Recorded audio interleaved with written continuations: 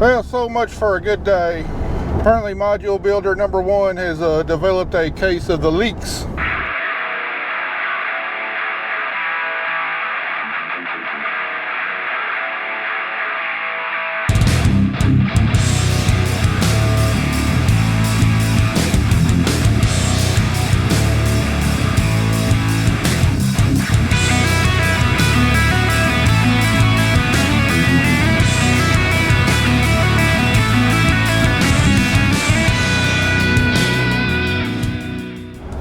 The main mass hydraulic cylinder sprung a leak on a weld as we quit last night. Finally got it welded back up about 10:30, and then another leak just sprung up on a metal pipe that goes to the mast.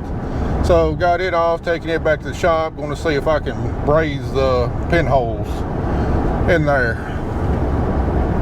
So right now, Kelly's on the picker, trying to get a little cotton picked while I go back, get this welding done.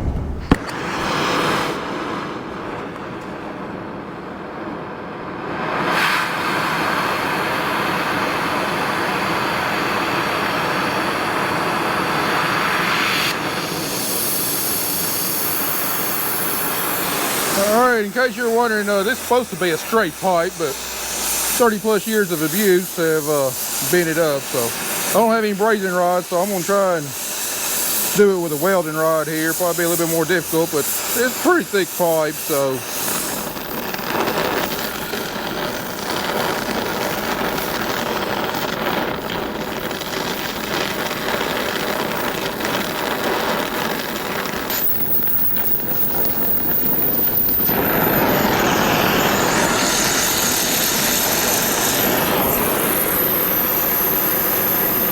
Well, not the prettiest brazing job I've ever done, but hopefully it'll be functional enough. Oh yeah, as soon as I got back to the shop to weld this, the guys I'm renting the bin to were unloading their first load, and they plugged the elevator up on their first hopper. Gotta get that unplugged too. Surely this day's gonna get better. Hey, Kelly's coming over here as a picker. Can you guide her by over here again like you did? Should be. I guess I need those brackets first to kind of hold this in place. When you want something. Hand me one of them brackets there. Oh boy, it's gonna be tough.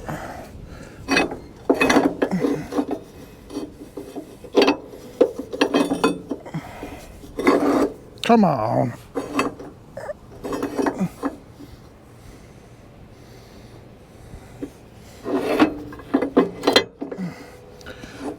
I'm going to stand on something. About to fall off. Come on, Kelly. Man, this what she went down.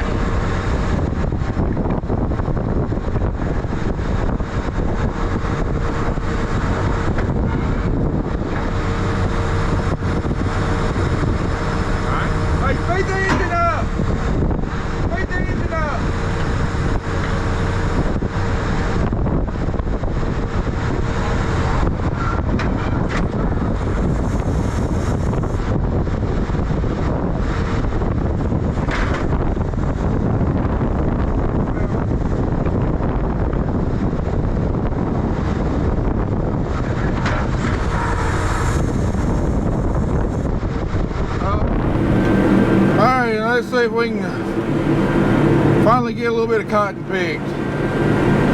Got a grand total of 18 acres picked today. I tell you what, we've been averaging about 30 acres a day first 3 days of harvest. I don't think we're going to do 30 acres today. That just ain't gonna cut it. I mean, we've had problems every single day. Nothing major, just this aggravating crap, the kind of stuff you gotta deal with when you got real old equipment. It's gonna be a long cotton harvest if we can't pick up the pace a little bit though. I need a full-time mechanic out here, that's what I need. You know what else? The federal government made a big deal about getting rid of daylight savings time, which I like daylight savings time. I always like changing the clocks forward or backwards. But apparently it's going to be the last year we're going to do it. I'll tell you what, if the Biden administration wants to, you know, like do something actually useful for the American people, instead of messing around with crap like that and other crap on their agenda that they just plain don't matter, I'll tell you what they could do that would be really useful to the working public. Add a few more hours to the day. You know, add like 2 more days to the week, so those of us that hadn't worked 7 days a week, you know, we might actually have a weekend. Heck, I wouldn't mind adding a few more weeks onto the year. Give us a little bit more time to get this stuff done. You know, we're messing around with this daylight savings time crap and changing it. You know, do something actually productive. Give us a few more hours every day to get our stuff done. And just for the couple of viewers that don't get it, that was sarcasm, okay? I know you can't add a few more hours a day or more days to the week or more weeks to the year. That was sarcasm. That was my brand of sarcasm. But in all seriousness, if it was possible, I wouldn't mind a few more extra hours every day just to get the stuff done that I need to. Or, you know, a couple extra days, a couple extra weeks a year, so I don't feel like I'm just constantly under the gun to get a crop produced and in. Oh, it's like Kelly's out here taking some photographs. It's that time of day to do it. I just got done flying the drone, but I'm just going to go ahead and apologize for the drone footage for this cotton harvest. You know, my auto steer is not working again. I've replaced every component on this auto steer, and it's still not working. So, I mean, it's almost impossible to get good drone shots while you're having to steer and everything else. It's almost impossible. So any nice sweeping drone footage you see most likely is going to come from previous years when I was able to have somebody else fly the drone. Yeah, I've just given up on this auto steer. You know, this year this summer when I had the shop and went through it again and replaced what I hadn't already replaced, said if it don't work now, I'm just throwing my hands up. Well, I'm throwing my hands up. I'm just going to steer it manually until we get a new picker on this farm, and hopefully that one works. I mean, the auto steer on this picker doesn't have anything to do with GPS. We got a crop sensor on front that senses where the row is. There's a sensor on the rear tires that senses where the position of the rear wheel is, and if that sensor detects that the picker is going a little bit that way, you know, it'll turn the rear wheels to get it back centered on row. So I don't know what is not communicating or calculating right. I have no idea. But something ain't jiving, that's for dang sure. We're going to work our way down here, get the inroads for our test plots. We're going to get them out first thing morning. Just trying to let my header down and, Just trying to let my header down and get some of this cotton that's down here in the slough, go back in the opposite direction of what I picked it in, just try and get a little bit more of this cotton.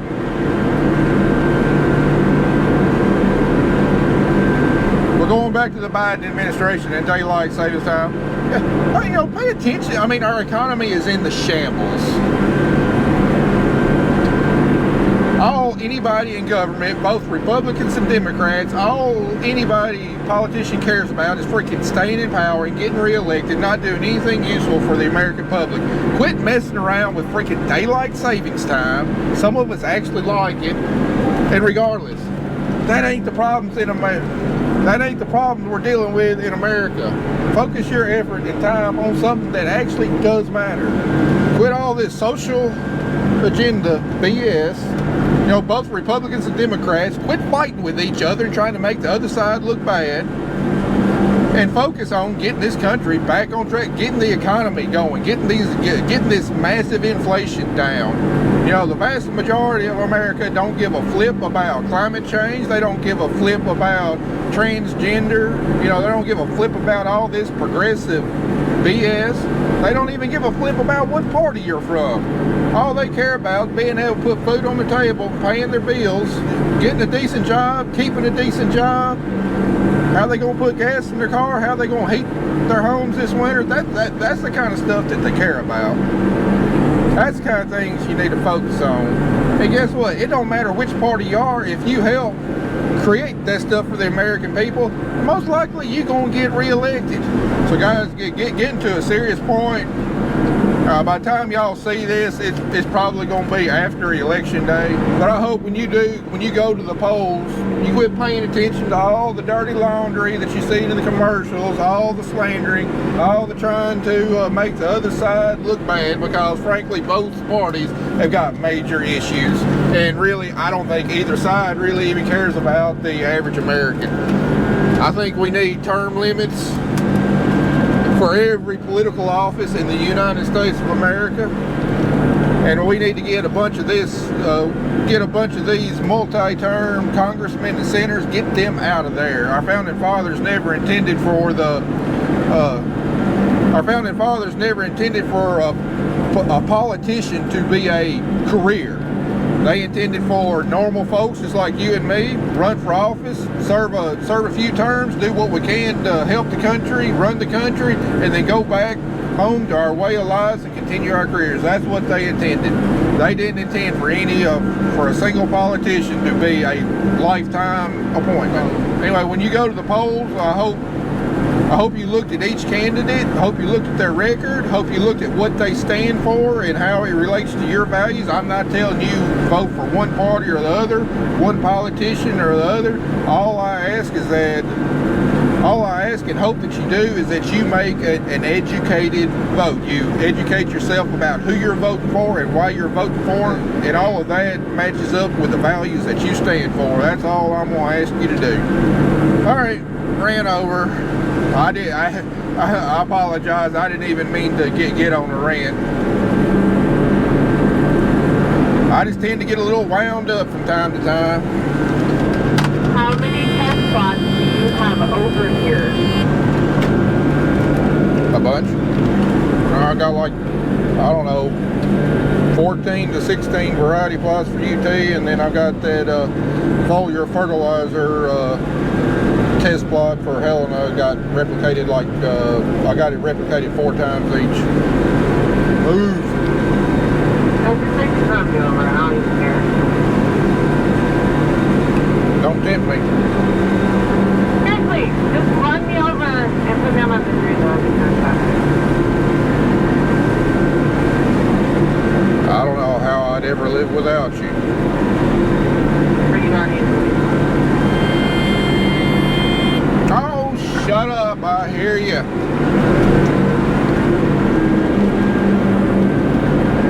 Okay. Go down.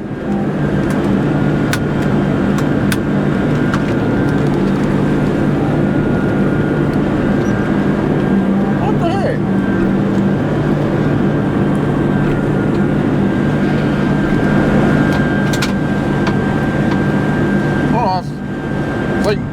I think my header lock got engaged somehow.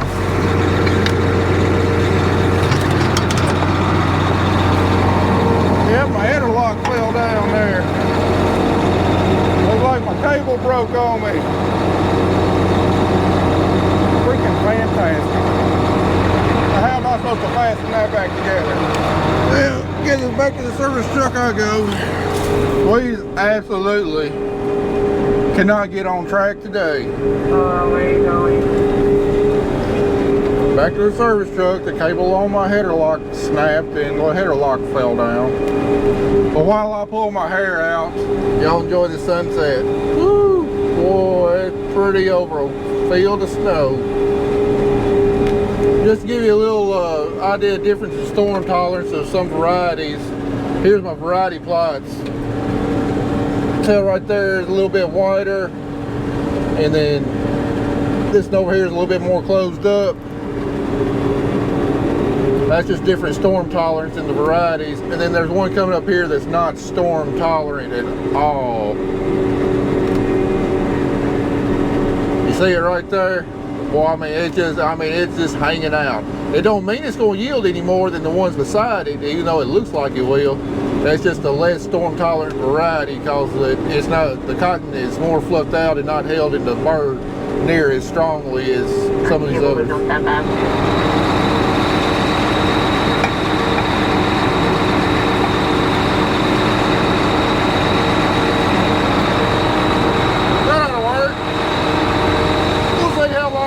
Oh, God dang it. Oh.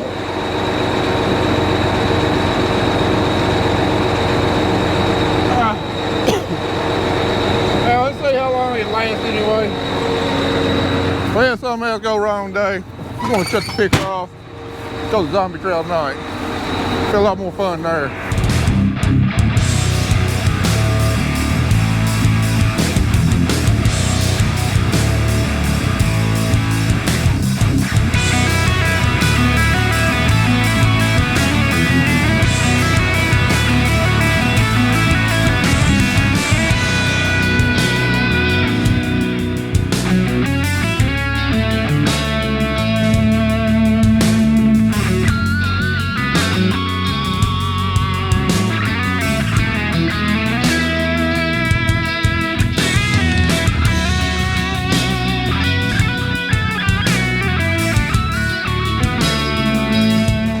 I wish I'd had a time lapse going this morning. It was a beautiful pink sunrise with those clouds in the air.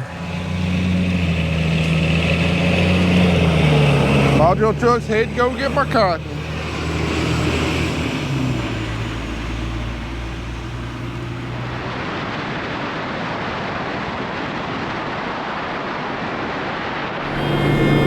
I can tell this is going to be one of those days.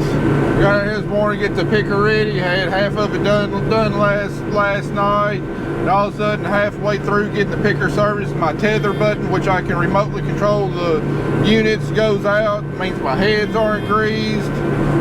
Fired the picker up. My blower motor was working fine. Get back up in here, start picking. My blower motor's not working, so I got no AC in here. All fuses check good. My blower fan's not wanting to come up to speed. And I went 10 feet on my first pass and had a choke up. And now apparently my moisture is not wanting to get up.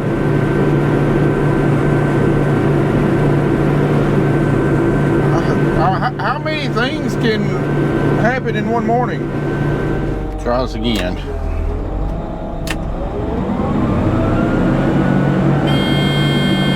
I'm not getting even freaking water pressure. Shut up.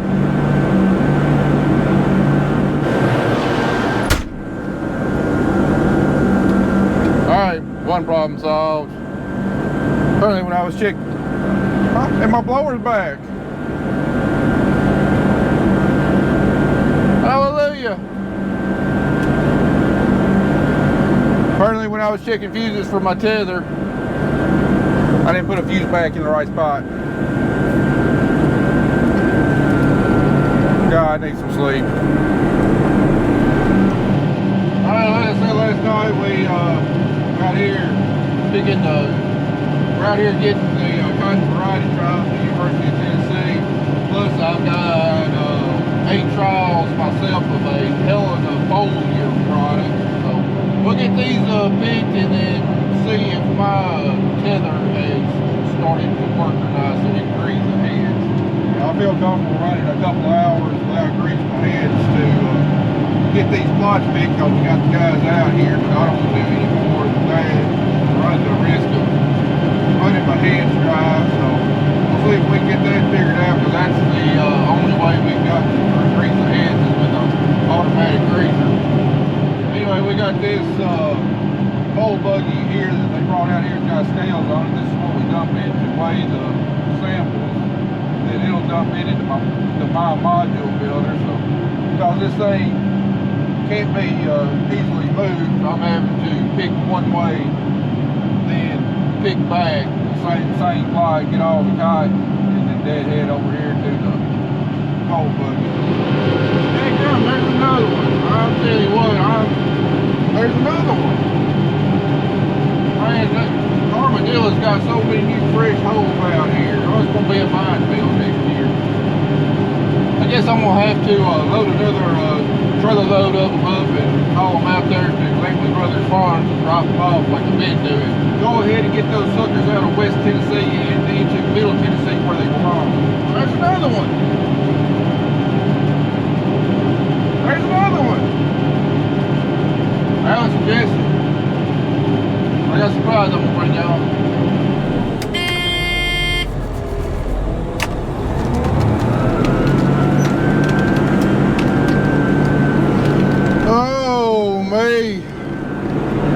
Here it is, 2 o'clock, and we're still picking test plots. Man, I know I complained about yesterday. I'd kill for a day like yesterday now. I spent the last 2 hours at the shop. That brazing job I did on that pipe on the module builder yesterday did not hold. By the time it blew again, I got over there and saw what it was. It was 11:57. HCI Supply, the only place in Humboldt that might have a pipe like that on a Saturday, closed at 12 o'clock. The guys there said, yeah, come on, we'll wait on you. Man, I can't thank them enough for sticking around on a Saturday for me to come get that pipe. Took me about 15 minutes to get there, got the pipe, then got back to the shop and realized I had every NPT die to thread the pipe other than a 1-inch. Luckily the section of pipe I bought, it was a 10-foot stick. It already had threads on both ends, so I just had to cut those ends off to the length I need and weld them together to make the pipe. Just put it on. It's not leaking right now.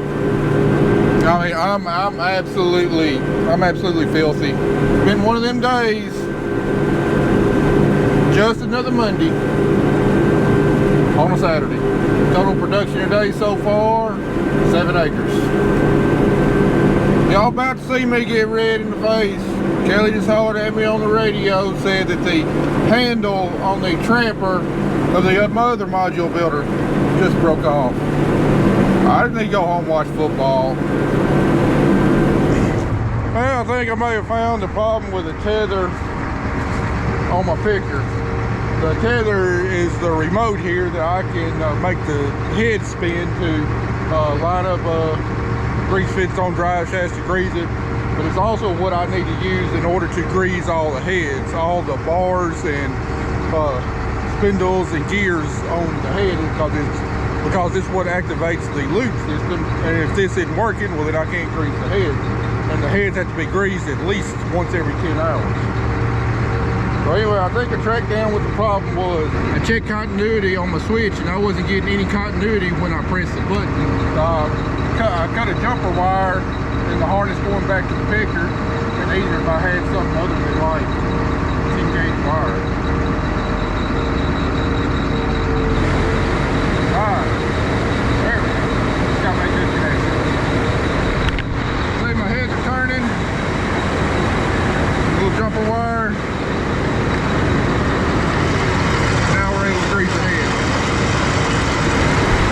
So even though I won't really have the fine control with this to get grease fittings lined up, I can make do for a few days until I get a new cord ordered Monday, I reckon. Well, at least this will let us keep on running today, because it's been about 10 hours since I greased them yesterday morning. 10 hours actually running time, and I wouldn't feel comfortable running any more today without greasing these heads. So we saw 2 years ago what happens when the unit runs dry. It requires a complete overhaul. You're talking about some big bucks.